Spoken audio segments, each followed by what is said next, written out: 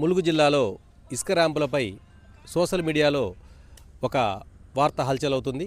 భాస్కర్ రావు అనే వ్యక్తి నేను భారీగా నష్టపోయాను, దానివల్లే నాకు డయాలసిస్ ప్రాబ్లం కూడా వచ్చింది, సుమారు 30 లక్షల వరకు నష్టపోయాను అంటూ తను బహిరంగంగా తెలియడం జరిగింది. అలాగే హెచ్ఆర్సీకి కూడా నేను ఫిర్యాదు చేశాను అని చెప్తున్నారు. దీనిపై గిరిజన సంఘం నాయకులను అడిగి పూర్తి స్థాయిలో ఏం జరిగింది, దాంట్లో వాస్తవం ఉందా అనే విషయాలు తెలుసుకునే ప్రయత్నం చేద్దాం. నమస్తే అండి. నమస్తే సార్. మీ పేరు సార్? నా పేరు పోలుబైన ఆదినారాయణ, ఆదివాసీ ప్రజా సంఘాలు జేఏసీ చైర్మన్, మంగపేట మాది. ఈ మా సొంత ఊరు వచ్చేసి సుంచుపల్లి, అందులో ఒక సభ్యుడిని. ఇప్పుడు ఇక్కడ విషయం ఏంటంటే సార్, ముఖ్యంగా నేను 30-40 లక్షలు నష్టపోయాను అని భాస్కర్ రావు అనే వ్యక్తి మీపై ఆరోపణలు చేస్తూ హెచ్ఆర్సీకి వెళ్ళారు. దాంట్లో వాస్తవం ఉందా సార్? ఇక్కడ జరిగింది ఏంటంటే, గతంలో ఫస్ట్ ర్యాంప్ నడిచింది, ఏది 2022-21, తర్వాత 3, 4, 5 ఈ క్వారీలు నడిచిన తర్వాత ఈ మా ఊరికి వచ్చిండే వాళ్ళు బెల్లంకొండ వెంకటేశ్వరరావు.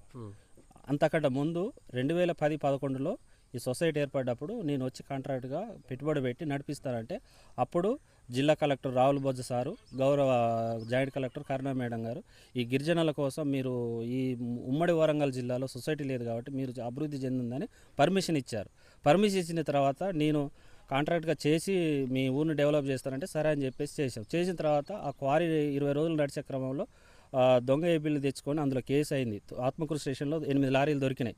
ఆ దొరికిన దాంట్లో ఈయన ప్రముఖ పాత్రుడు అయినా కూడా సరే నష్టపోయిందని వదిలేసి మేము సరే నువ్వు పర్మిషన్ తీసుకొని నడిపించుకో అని చెప్పినాక కూడా ఈ మధ్య కాలంలో మాకు మళ్ళీ ఎలాంటి ఊరుకు కానీ వచ్చే పోయే లావాదేవీలు జరగలేదు. మొన్న ఈ ఎలక్షన్ జరిగిన తర్వాత, సొసైటీ ఎలక్షన్ జరిగిన తర్వాత ఈ 27/1/2020 రోజున మా ఊరికి వచ్చి మా సొసైటీ అప్రూవ్ చేయడు. అప్రూవ్ చేయితే మేము ఏమన్నామంటే 3, 4, 5 ఈ క్వారీలు రన్నింగ్ అంటే క్వారీ రన్నింగ్ చేసుకొని రెన్యువల్ అయిపోయింది కాబట్టి రెన్యువల్ చేసుకొని కొత్త పాయింట్ పెట్టుకుంటాం అంటే క్వారీ అప్రూవ్ చేయింది. ఓకే, ఈ ఉన్న క్వారీలకు పని అయిపోయింది కాబట్టి రెన్యువల్ చేసుకొని కొత్త పాయింట్ తెచ్చుకుంటాం అంటే సొసైటీ నుంచి తీర్మానం చేసి ఇచ్చిండ్రు. ఇందులో సొసైటీకి పర్మిషన్ల కోసం ఐటీడీ కానీ, పిఓ కలెక్టర్ ఆఫీస్ కానీ, మన ములుగు కలెక్టర్ ఆఫీస్ కానీ, ఏడీ గారు కానీ తిరగడానికి సొసైటీకి ట్రావెల్ ఖర్చు, కార్ కిరాయి కానీ, అక్కడ వెళ్ళే సొసైటీలకు కానీ రాన్బోన్ ఛార్జీలకు ఇచ్చిండు తప్ప ఏ రోజు కూడా ఆయన అన్న ఆరోపణలకు ఏమైనా ఆధారాలు ఉంటే మేము జిల్లా ఎస్పీ గారు కానీ, కలెక్టర్ కానీ ఎక్కడికి వచ్చి బహిరంగ డిబేట్ చేయడానికి రెడీగా ఉన్నాము. ఇది మీరు రాసిచ్చారా అతనికి? సొసైటీకి రాసిచ్చాము. అది ఏది కొత్త పాయింట్ తెచ్చుకుంటానంటే అంతే తప్ప ఈ గతంలో నడిచినీటికి నాకు అగ్రిమెంట్ ఉన్నది నేను చేసుకుంటానని అట్లాంటి లావాదేవీలు జరగలేదు. ఆయన రైజింగ్ కాంట్రాక్టర్తో పాటు జిల్లా అధ్యక్షుడిని సైతం ఇన్వాల్వ్ చేశారు సార్. జిల్లా అధ్యక్షుడికి దీనికి ఆయన పాపం మొన్న గవర్నమెంట్ వచ్చి 2.5 సంవత్సరాలు అవుతుంది.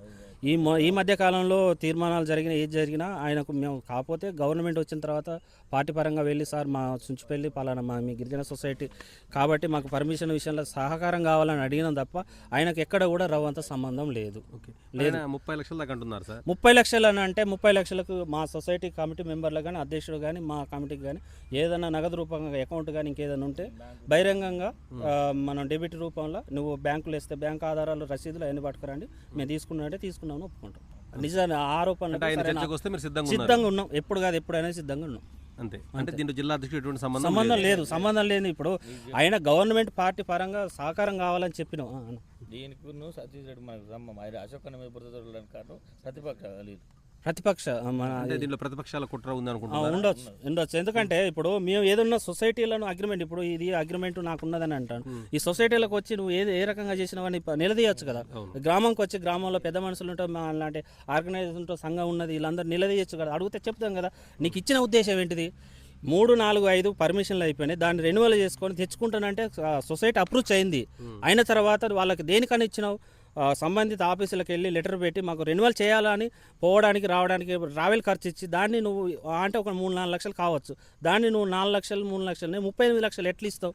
ఏ రకంగా నీ దగ్గర ఆధారాలు ఉంటే బ్యాంక్ అకౌంట్లో కొట్టేది ఉంటే చెక్కులు ఇచ్చేది ఉంటే తీసుకురా, ప్రజా సమక్షంలో మనం మాట్లాడుకుందాం.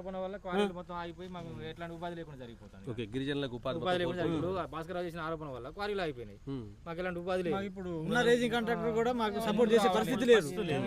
ఎందుకంటే మీరు వాళ్ళకి ఇచ్చారు వీళ్ళకి ఇచ్చారు అని ఈ మధ్యవర్తి బట్టగాల్సి మీదేసి ఇప్పుడు ఎవరైనా వేరే కాంట్రాక్టర్ వచ్చి పని చేయాలంటే మీరు ఆల్రెడీ సరే ఆయనకు రెన్యువల్ కానీ పర్మిషన్ మీరు అగ్రిమెంట్ చేసిండ్రు, ఆయన అందరికీ తలో కొంత ఇది తీయకుండా జరగకుండా డబ్బులు ఆర్థిక లావాదేవీలు జరగకుండా జరిగిందని పత్రిక రూపంగా ప్రచారం చేసిండు కదా.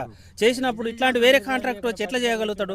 ఈయన ఆరోపణ చేసినప్పుడు దమ్ము ఉంటే చుంచుపల్లి గ్రామానికి వచ్చి మా సొసైటీ మా ఊరు ప్రజల ముంగట ఈ డబ్బులు ఇచ్చిన నిలయి మేము మా సమాధానం చెప్తాం కదా. మిమ్మల్ని కలిసే ప్రయత్నం ఏం చేయలేదు ఇంతవరకు మిమ్మల్ని? లేదు కలిసే ప్రయత్నం చేయలేదు. అంటే కలవకుండా డైరెక్ట్ హెచ్ఆర్సీకి వెళ్ళాడు. మేము అదే అంటాను, ఊళ్ళోకి వచ్చి మాట్లాడగల గ్రామసభలో పెద్దలు గ్రామ పెద్దలు ఉంటారు, సొసైటీ సభ్యులు ఉంటారు, 2 సొసైటీల కమిటీలు ఉంటాయి. అక్కడ కూర్చో నువ్వు పెట్టుబడి పెట్టుంటే ఇప్పుడు ఊళ్ళో తీర్మానం చేస్తారు కదా. నువ్వు పెట్టుబడి పెట్టి ఉండే 38 లక్షలు ఇచ్చినట్టు అది నిరూపించి ఊర్లోనే 38 లక్షలు ఇచ్చినట్టు నిరూపిస్తే మీరు ఇవ్వడానికి సిద్ధంగా ఉన్నాం. దీనికి అశోకన్నకి ఎటువంటి సంబంధం లేదా? 38 లక్షలు 2018లో ఇచ్చినప్పుడు 2018కు ఇప్పుడు 26 సంబంధం ఉందా? దీనికి పడేకలేదు అశోక్ గారికి ఏం సంబంధం? ఇది కావాలని గిరిజన సొసైటీలను దెబ్బతీసే విధంగా ఆ వ్యక్తి వ్యాఖ్యలు చేయడం సరైన పద్ధతి కాదు. తనకి సొసైటీ చేసుకోమని చెప్పాము తప్ప ఆ వచ్చిన సొసైటీలు ఇస్తామని ఎప్పుడు చెప్పలేదని గిరిజన సంఘ నేతలు చెప్తున్నారు. ఇలాంటి ప్రయత్నాలు చేసి మా ఉపాధి మీద దెబ్బ కొట్టొద్దని, మా కడుపు మీద కొట్టొద్దని గిరిజన నేతలు వేడుకుంటున్నారు. ఏమైనా ఆధారాలు ఉంటే చుంచుపల్లికి రండి, బహిరంగ చర్చకు మీ సిద్ధమని వాళ్ళు సవాల్ ఇస్తున్నారు. దీనికి సిద్ధంగా ఉంటే మేము కూడా మా ఛానల్ తరపున కూడా ఆ రోజు చర్చా వేదికకి వస్తాం. అతను వచ్చినా వీళ్ళు వచ్చినా సరే రావాలని కోరుకుంటున్నాం. Welcome to SP news. Thank you.